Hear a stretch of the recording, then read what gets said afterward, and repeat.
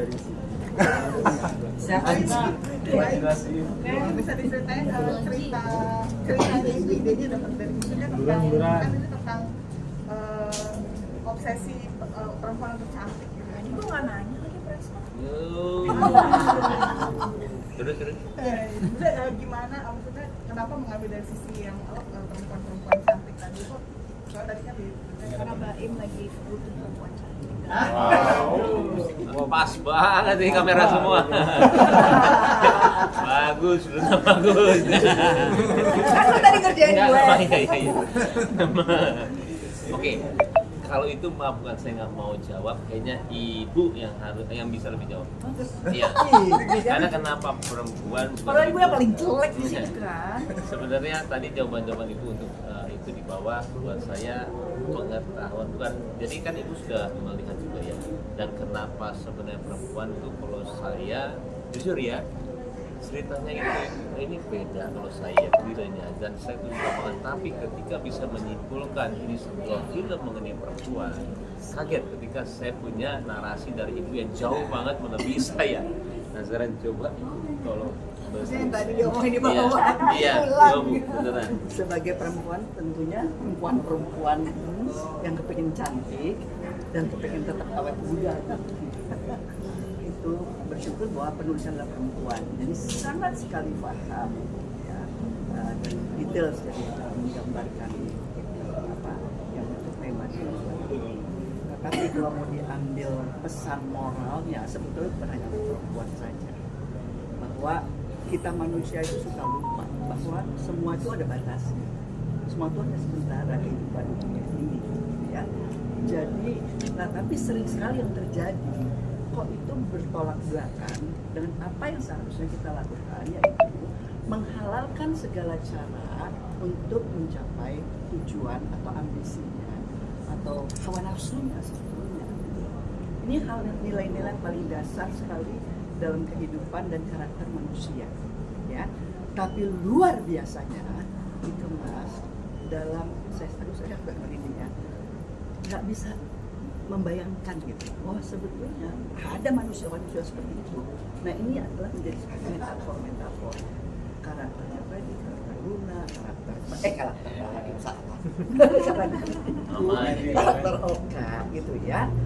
Bagaimana ya kecintaan kita terhadap sesuatu lah gitu, yang membuat kita lupa itu bahwa sesungguhnya cinta itu yang tanpa batas. Cinta kita sama Tuhan. Tapi dalam kehidupan yang horizontal, ya semua bahwa yang berlebih atau kurang, intinya adalah bagaimana kita bisa mengontrol diri kita, karena setiap agama mengajarkan dan mengingatkan kepada kita, kita untuk bahwa musuh yang terbesar adalah dalam diri kita. Jadi inilah yang digambarkan juga dalam tokoh-tokoh ini ya, tanpa mudah-mudahan nggak spoiler ya. Dan itu betul. Bahwa itu sebetulnya ada di dalam diri kita semua, ya. Prof ini gimana film pertama setelah Horor Akhirnya. akhirnya Tadi yang terakhir itu jadi terakhir. suami perselingkuhan. di sini 4 ya. Saya semua. ini semua istrinya. Di sini kuotanya habis. Ya akhirnya bisa pecah telur film horor pertama yang sebetulnya tuh tawaran ada, cuma memang mencari yang klik di hatinya itu sih yang di sini berasa gitu.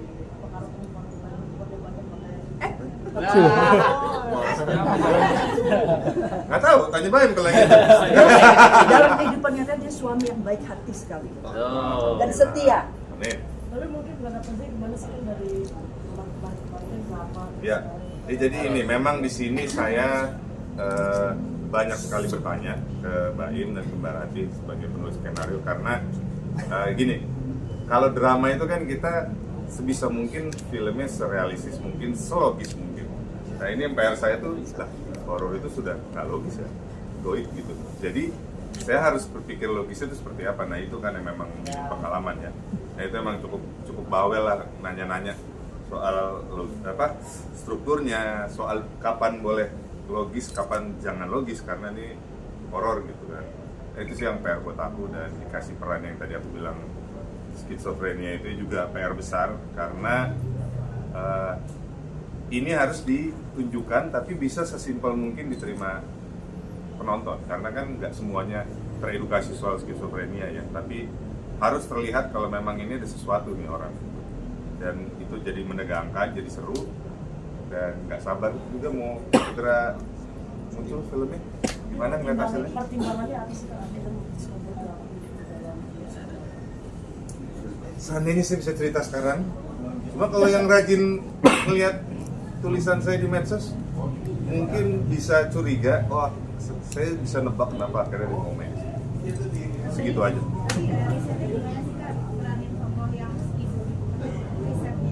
Risetnya, saya selain bertanya ke yang punya kerabat yang mengidap skizofrenia atau kenalan, saya juga konseling ke psikiater sekarang. Karena memang kalau udah skizo kan udah psikiater, bukan psikolog lagi. Jadi itu bertanya tentang ya apa itu skizo, apa itu yang terjadi dalam tubuhnya saat skizonya itu muncul, apa yang nge-trigger, segala macam saya tanya semua. Sempat ketemu sama pengidap skizo juga? Belum, karena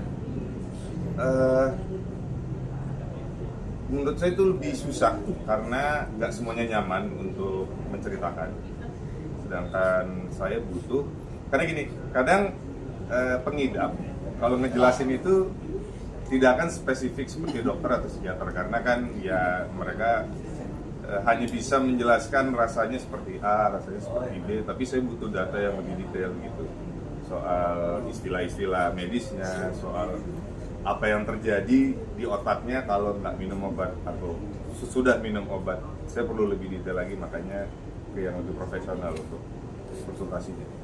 Kalau kembali memerankan film horor yang dibilang ratunya film horor, tadi apa ya pertimbangan apa lagi? Apalagi kan sempat ditawari juga kan sama KBM gitu, dan akhirnya sekarang baru bisa bergabung. Seperti apa? Ya sebenarnya gini, tadi kan Mbak Im sempat bilang gitu bahwa banyak sebenarnya aktor tuh yang pengen memainkan karakter yang berbeda-beda, tapi kadang-kadang satu PH tuh atau satu produser selalu stereotyping, oh kayaknya dia hanya cocok untuk karakter ini dan ini dan ini. Sebenarnya saya kalau main dulu cuma setahun tuh sekali, 2 kali gitu. Cuma kesannya memang horor terus, mungkin ya itu dia. Tadi produser selalu melihat saya kayaknya cocoknya di horor gitu. Karena pengen loh main drama kayak Bila Besok Ibu Menangis Satu Tiada gitu, pengen gitu. Cuma kalau di sini kenapa aku mengiyakan, karena memang kayak tadi Bayu bilang, horornya tuh agak berbeda gitu.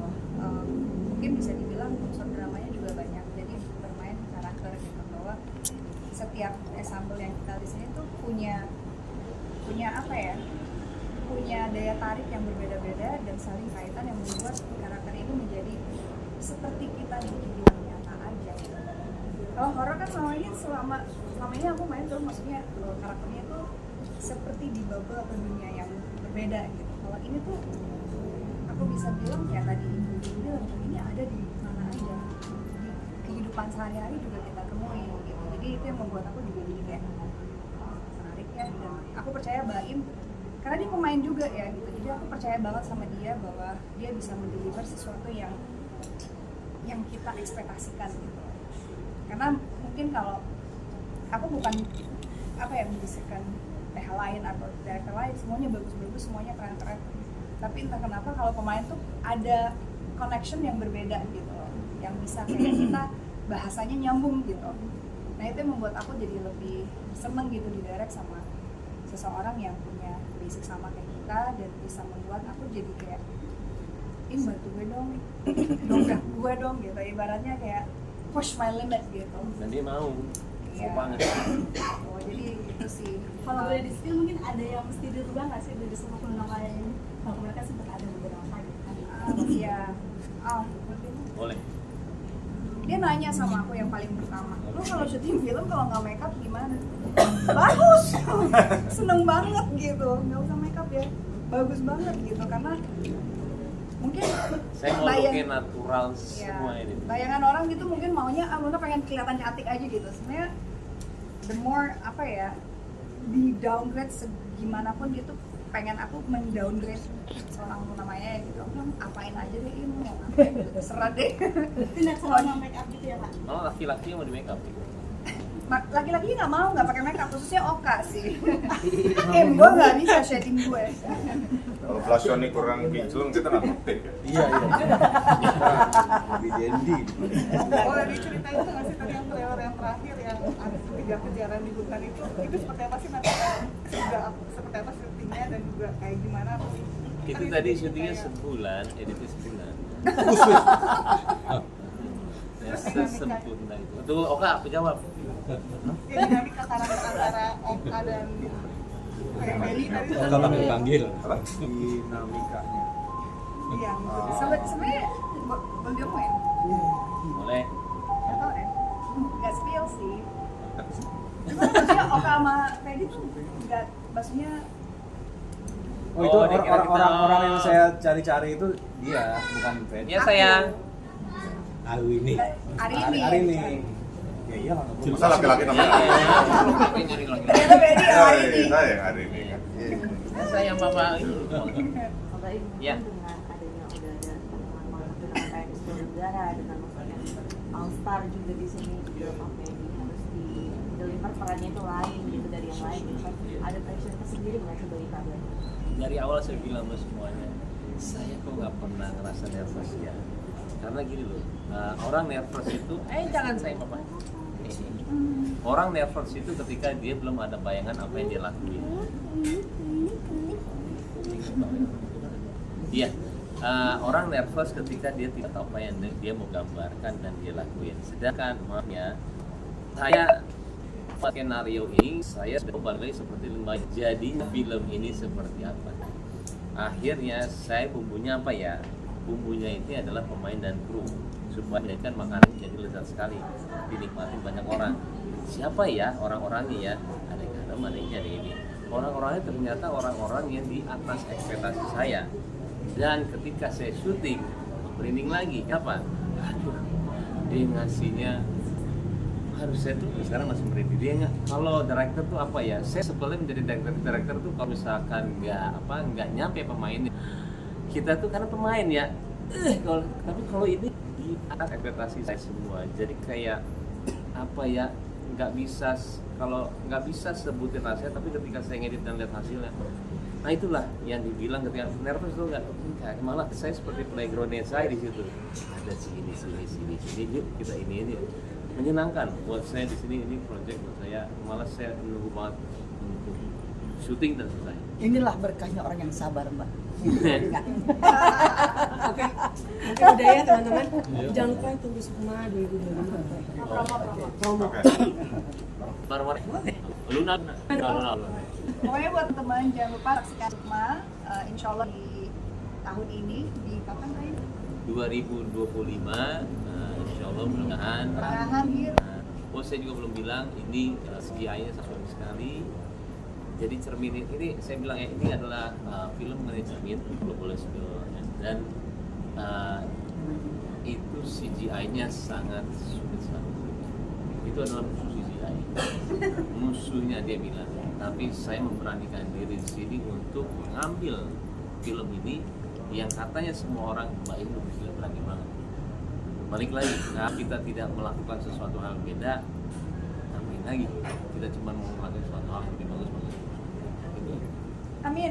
Amin. Sukses. Amin. Amin. Terima kasih Oke nih. banyak.